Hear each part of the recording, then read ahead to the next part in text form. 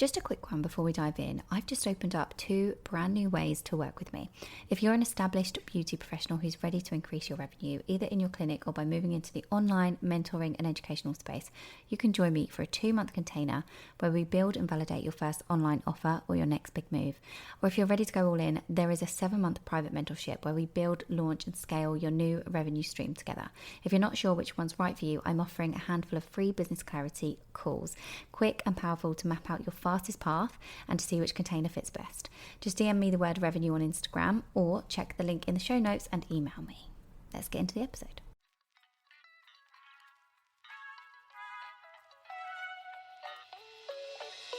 Welcome to the Beauty Build podcast with me, Zara King.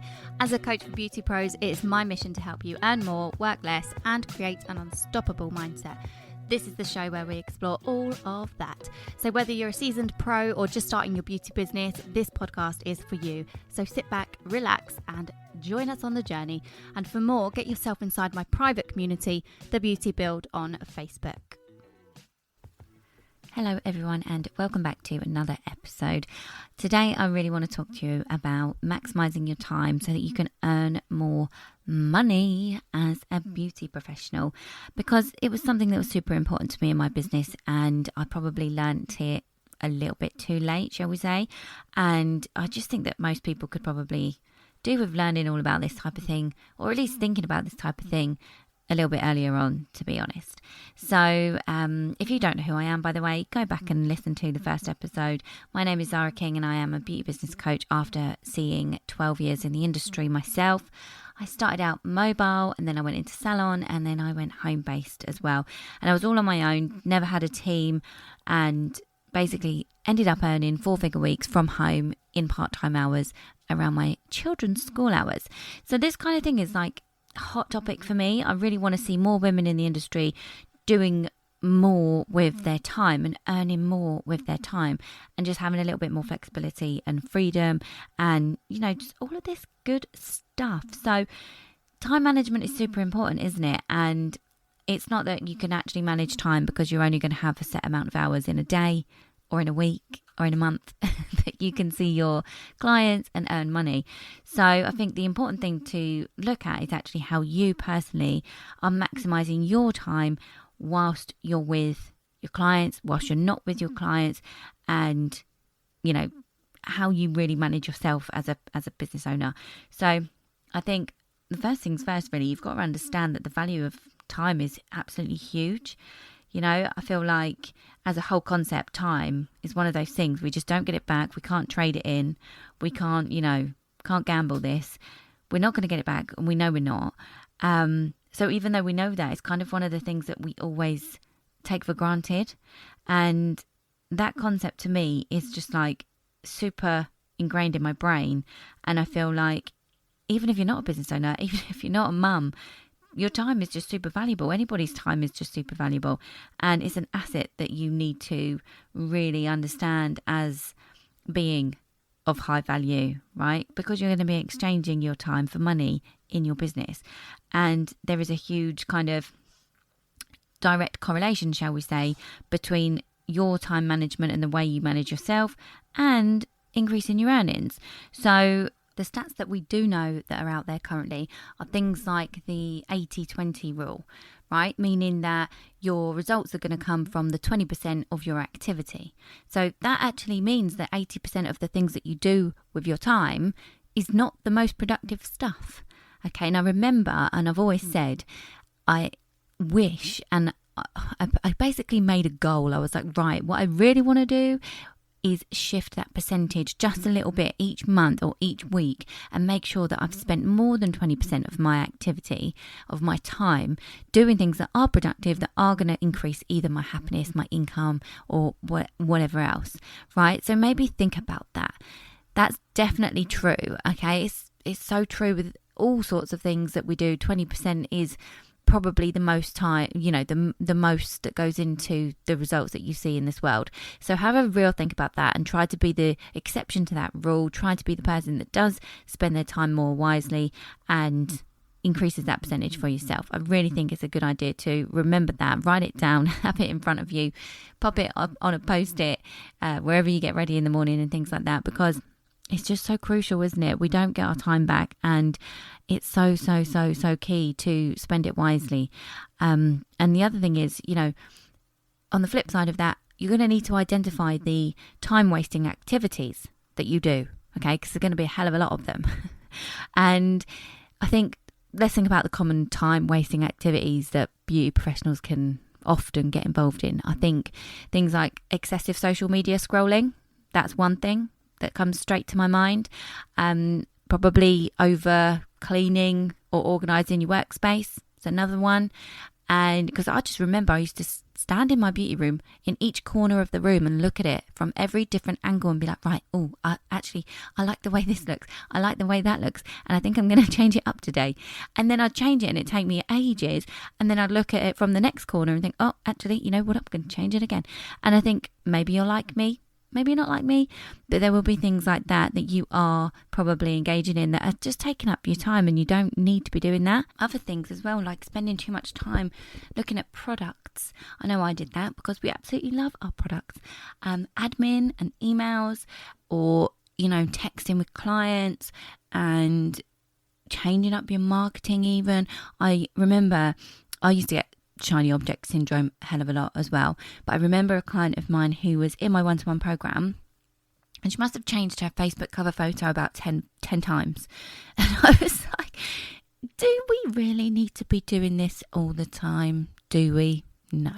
We're just procrastinating, aren't we? And that's the thing. I think that we all procrastinate a little bit. We all spend a bit too much time doing the things that aren't moving the needle. We probably sleep in, we need our sleep. I'm not here to tell you to get less sleep, really, but there are times when you think I could have woken up a little bit earlier, could have gone to bed a little bit earlier and got up a little bit earlier, that kind of thing. I'm very guilty of it, so I'm not coming at anybody there. And I just think, there's so many things that have to take up our time. There are so many non-negotiables in life where our time will be taken up, right? So why not try to really hone in and really prioritise properly the things that we're doing in the time that we do have a bit more control over. I hope that makes sense, because for me, I do have control over my days and my time. But what I mean is I could not do certain things at certain times because of the children, right? Or other commitments that we have. We all have those type of things in our lives. We all have what I like to call non-negotiables. So here's a few things for you that you can do to help manage your time and earn more money in your beauty business. So first of all, I think when you're setting your goals, you need to be setting SMART goals first and foremost. So making sure that they're very specific, they're measurable, they're achievable, and they're relevant and time bound. That's a SMART goal.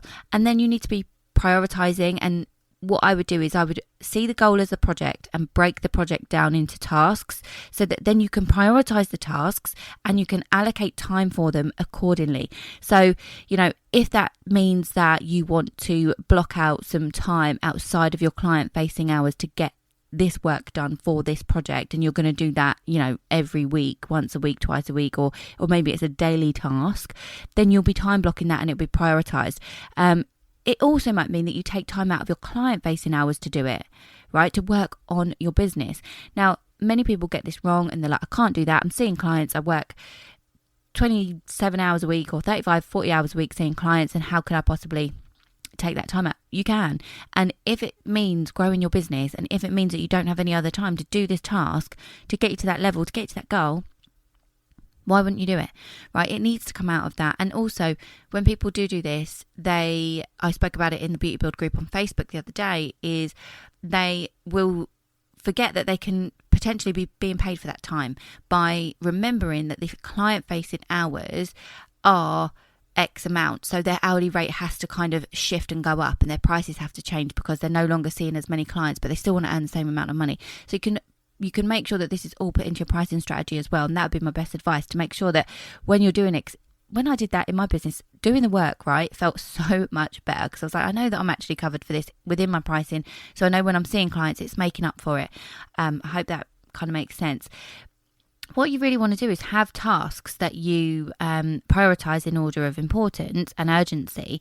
And then you need to, look at the task list, And if there's anything on there that you don't really want to do, it's either like, okay, do I have to do it though? Yes, cool, let's delegate it then. Or do I just not want to do it, and is it not really that urgent or important anyway? Should I just bin it? Right? It should either be a case of we're doing this, we're delegating this, or we're going to bin it. Right? But too many people have got things on their to-do list that they're never going to do anyway. You may as well bin it, get rid of it.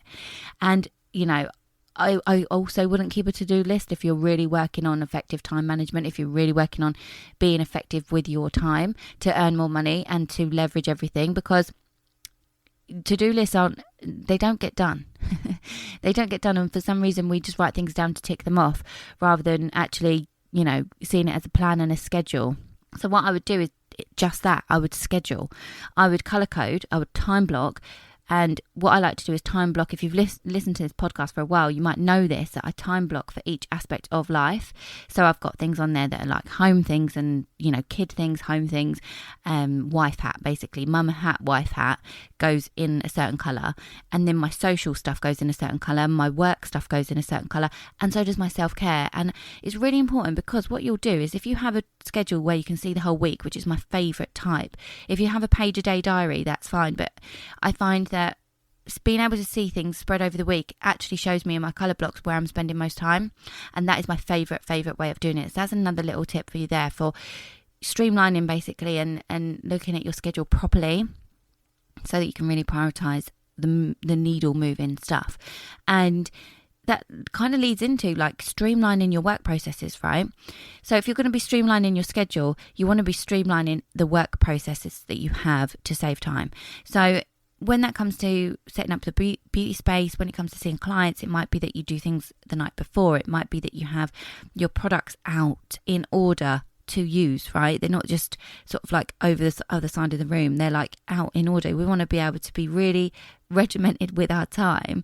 If I was you, I'd be using those little containers and separating things and having enough for the next client out in order so that I know that I'm using this next, I'm using that next.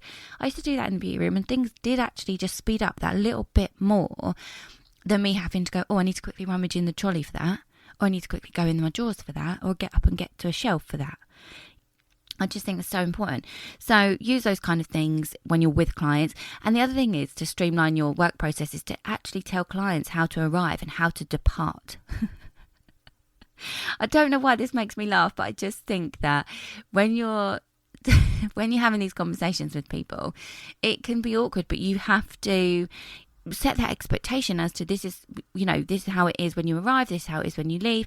We need to get going, because too many times, and I've got some clients in mind from back in the day, they just chat and chat and chat and chat, and I'm like, my time is super precious. We need to get going with this appointment. We can talk while we work, okay? And some people, you might have seen things going around social media where those funny memes and stuff where people are putting on sellotape on their mouth to say how I get through my services and things like that, because they need to basically be quiet and stop talking so much. It's actually a proper key point here, right? You don't want to rush things, no, but sometimes people will be talking and they'll look up. I don't know if you do this, but when I got trained on advanced nail techniques, if I talked and I looked up at the client to talk to them, my timings were ridiculous. And I realised that if I talked with my head down, or I just didn't talk at all, I was so much quicker, because the minute I took my attention away from the nails, I was, my timings were ruined. I just kept looking up and then forgetting where I'm at. Not forgetting, but, when you just lose that track and you stop working, your hands stop moving because your eyes are somewhere else. That is what I mean. And sort of kind of having those awkward conversations, setting that expectation for the client. This is what we do. You might even want to put it in your policies, right? And that is another thing. Use the apps, okay? Please stop wasting time texting and emailing clients at God knows what hour, okay? Unless you're email marketing to them. That is one thing. But let the apps do your admin for you. Seriously, let the, booking apps, let them do the booking. Let it do the consultation. Let it do the cancellation policies. Let it do the moving around and rescheduling and sending the reminders. Let it take the deposits. Let it do everything, right?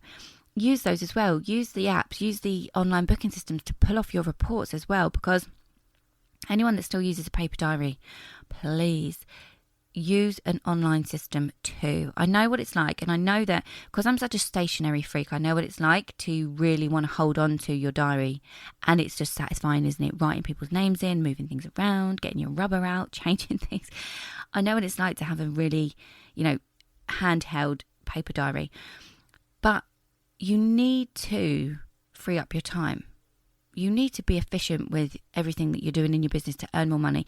So technology and automation and things like that are literally going to save you, like they saved me in my beauty business. I'm telling you, I only had the hours around the kids' school hours to get in to see my clients, to make money. And then I had to take hours out of the working day to work on the business. I had to take evenings. I had to, schedule in some weekend work. I had to do early morning work before seeing clients. And whatever works for you, do that.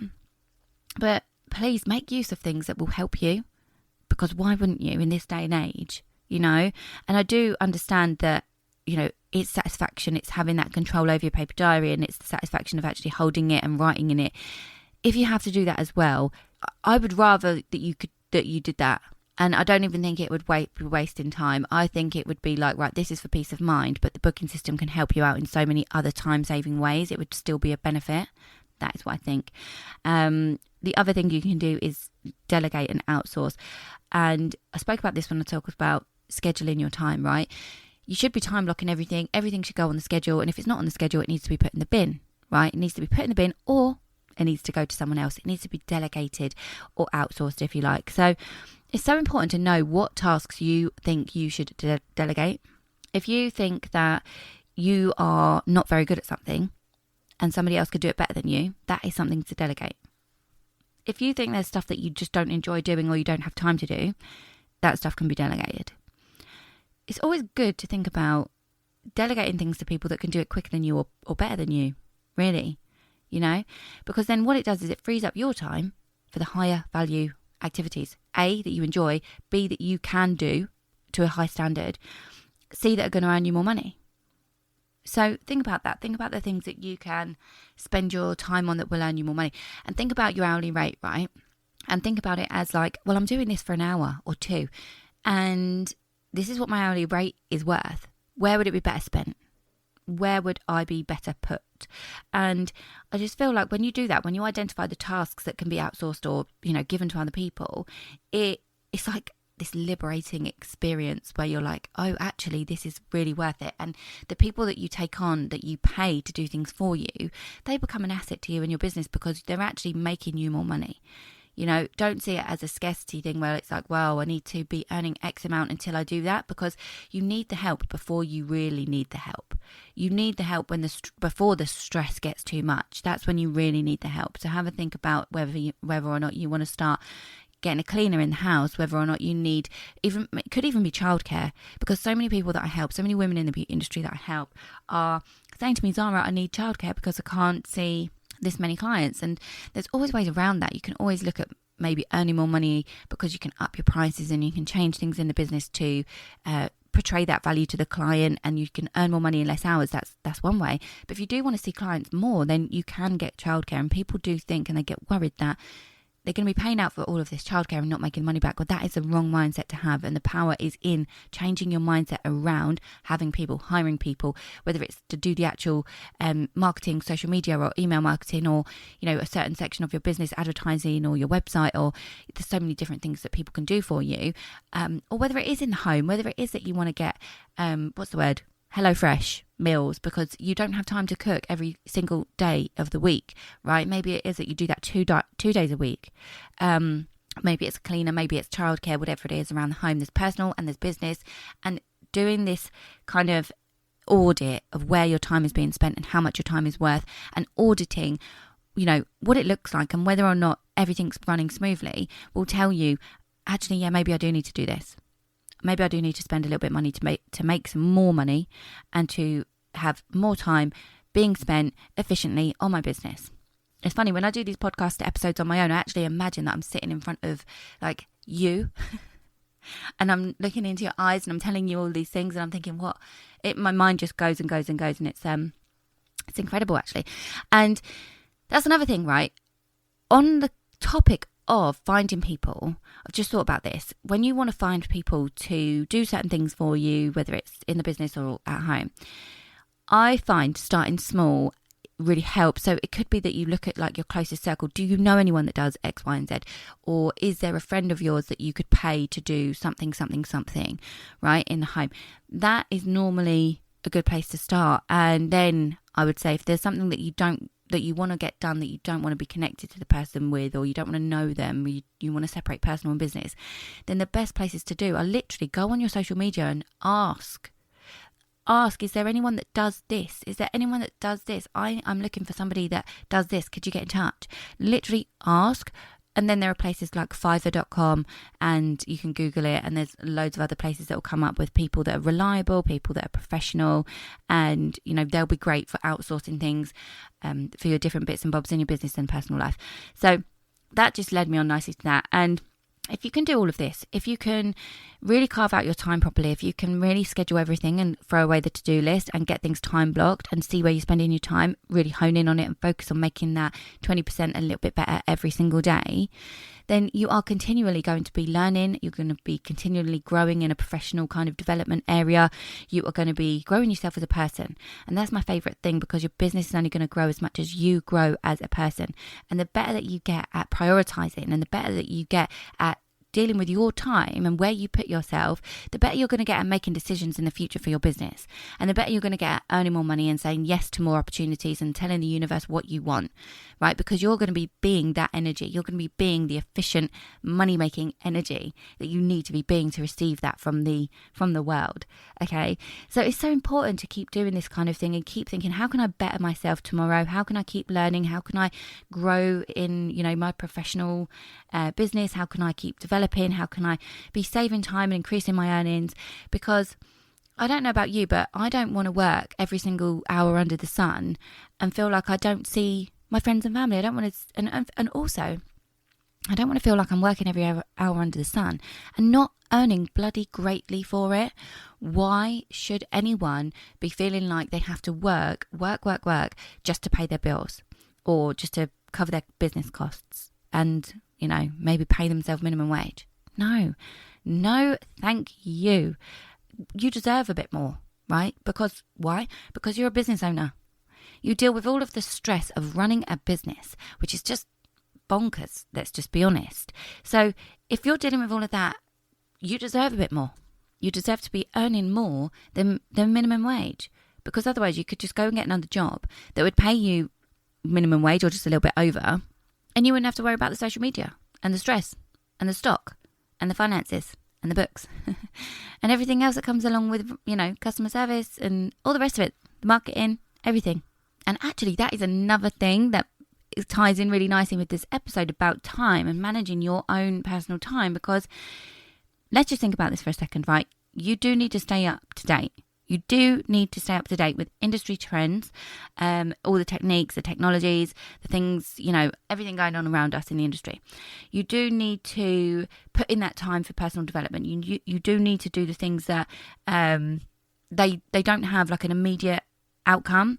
And so it's not like you're just seeing a client and they're paying you because you've managed your time effectively enough to see more clients and get more money, and you've increased your prices and you get more money. It's not that type of thing. This is like the kind of, working on yourself, working on your business. Now, I have clients in my one-to-one program, coaching program, group coaching program, that don't know how they're going to carve out this time, right, to work on themselves professionally, personally, work on their development as a person, work on their business, and all the rest of it. Now, you have to wear all the hats in business. You have to. And so you do need to think about where you're carving out this time. And I've spoken about it a little bit, but I just wanted to mention, you have to commit beyond to salon hours, right? You have to commit to being in a state of continual development, because if you don't, your business is going to stay stagnant, right? And what I tell people is, yes, like I said before, maybe you need to carve out a morning, maybe you need to carve out an evening, maybe you need to carve out a weekend and all the rest of it. But think about it like this. Think about it as if you are fully booked already. Okay, so if you're not fully booked and you're working at the moment in the little snippets of time that you have during the day, that is fine. But what I really want is for people to realize that that's not kind of sustainable, because eventually what do you want to be? You want to be fully booked, right? You want to be busy with clients. You want to be earning money every hour that you can and using your time as wisely as possible. So what are you going to do when you're fully booked? That is my question to you. What are you going to do when you're fully booked? And that is how I want you to look at this whole episode, as like, how are we going to manage ourselves? Right, we can't move time. We have to manage ourselves. We have to manage our diaries. We have to manage and schedule our time and prioritize the tasks that lead us to getting to the goals of the projects that we make for ourselves, right? That is the breakdown. So how are you going to do that, knowing that you're going to act as if you're already where you want to be? That is my question to you to finish up, because don't be doing this in a space where you're like, well, can't be doing that. I can't do this, can't do that. No, think about it as, I'm going to be fully booked. This is where I want to be. So if I'm looking at my diary, considering that I would normally be working this hours, that hours, where else would I be slotting in the time to work on everything else that's important to my business and growing it and getting more money in for myself and my business to grow? Show up as if you're already there. And I really do encourage you to, reflect on, have an audit. Okay, have an audit of your time and where you're spending most of your time, and what kind of practices you've got in place to actually help yourself. What kind of things have you been doing? It might be that you are scheduling your time and actually you're just not prioritizing, as much as you should be, or you're not delegating, or maybe it is time to delegate, and just make necessary changes. I 100% encourage you to do that. And if you do need help with these things, I've opened up my diary. There is some one-to-one strategy calls available, and you'll just need to message me on any of my socials. The links are always in the descriptions, and we can do that, and we can work together if that is something that you need, or if there's anything else that you need help with in your business. So yeah, thanks for tuning in. I'll see you on the next one. Thank you so much for tuning in. I hope you enjoyed today's episode and gained valuable insights that will help you in your beauty business and life. If you did, please take a screenshot and tag me in your stories. If you've got any questions or comments, please feel free to reach out to me on any of my socials. The links are always in the descriptions. And don't forget to subscribe to the podcast and leave us a review. Your feedback helps us improve and bring you more and more great content. Until next time, keep building that business.